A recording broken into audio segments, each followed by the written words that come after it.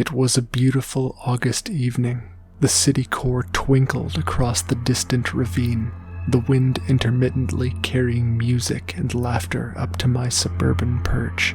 It was a Friday after a long work week, and finally I sat with my shoes off and a drink in hand. Some friends would arrive in an hour for a bonfire, and I had logs and kindling stacked and ready in the backyard. Stars peeped through the twilight, unencumbered as I sat on my back porch, staring into the deep and cloudless sky. I squinted, and they stretched through my astigmatism, forming long threads of light that looked like arms, legs, and wings of an angel. The longer I stared, the further they fell, as though descending upon the earth, bathed in a heavenly light. Eventually, I had to blink, and took another sip of my drink. When I looked back to the sky, the stars seemed closer. On closer inspection, they weren't stars at all. Something was burning away in the atmosphere.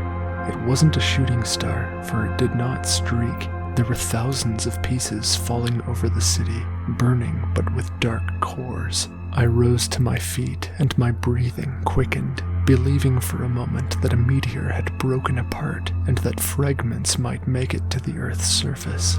But my horror intensified when their descent slowed and stopped.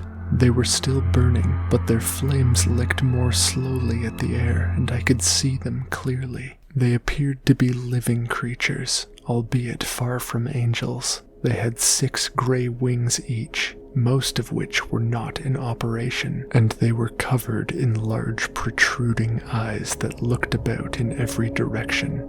They matched Isaiah's description of the seraphim in the Bible perfectly. Abruptly, a blue light pulsed in front of each as they hovered 1 to 2 kilometers over the city. The light steadily grew brighter until it was blinding, and, in a flash, jets of blue energy erupted from them, bathing the city in fire.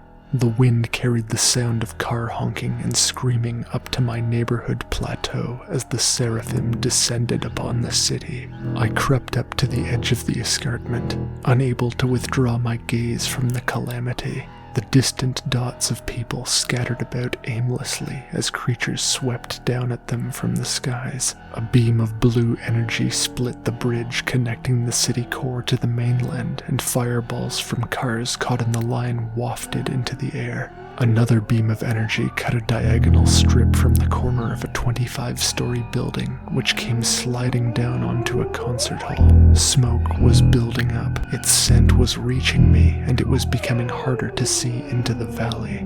A crackle of static energy ruptured my eardrums as a seraphim ascended over the lip of the cliff, its main eye in the center, focused on some distant target.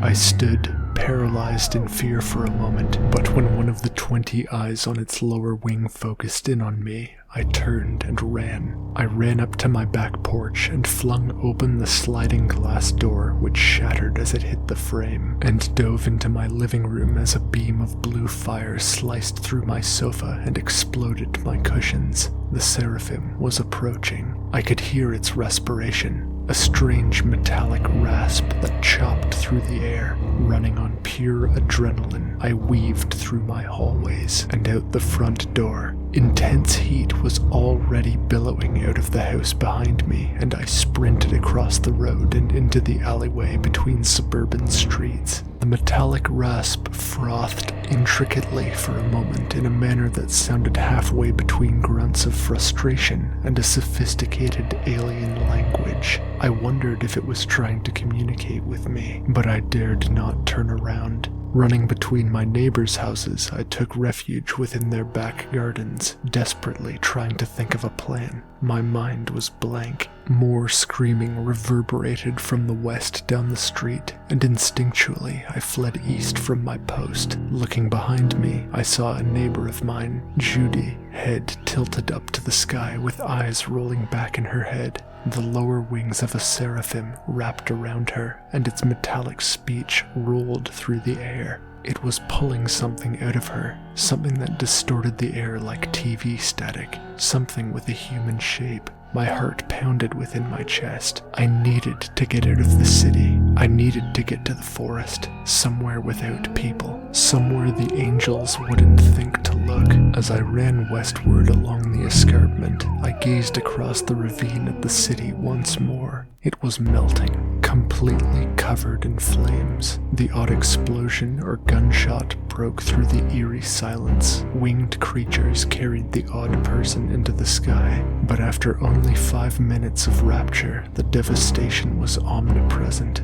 Fighter jets roared across the sky, the heavy chug of their machine guns unloading into the otherworldly beasts, but blue fire from all directions snuffed their efforts rapidly. The Seraphim were expanding outwards into the suburbs, and I moved away from the escarpment so as not to be seen by those ascending. I weaseled my way through home after burning home as twilight became darkness and the inanimate shrieking persisted. But eventually, I arrived at the precipice of the wood. Enough firelight reflected off the clouds of smoke in the atmosphere that I could see among the trees. Even in the forest, stray embers fluttered about, and I could feel in the dry heat of the pine needles under my feet that the fire had found its way here too. Nowhere was safe, it seemed. I wondered if the whole world had been stormed and taken in a flash, if there was anywhere left where people held out. Without realizing it, the trees behind me were burning, as a southwesterly wind must have spread the fire to this part of the woods. I was exhausted and dehydrated and collapsed onto the ground, fighting for consciousness as the burning encircled me.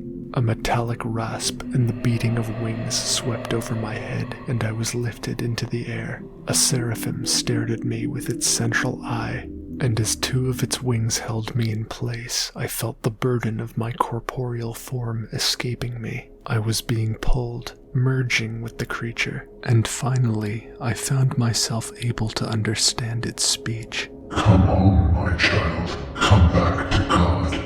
For a moment, there was only darkness, and I opened my fluttering eye. Another one of many on the left center wing of the angel, helplessly looking about in search of an escape.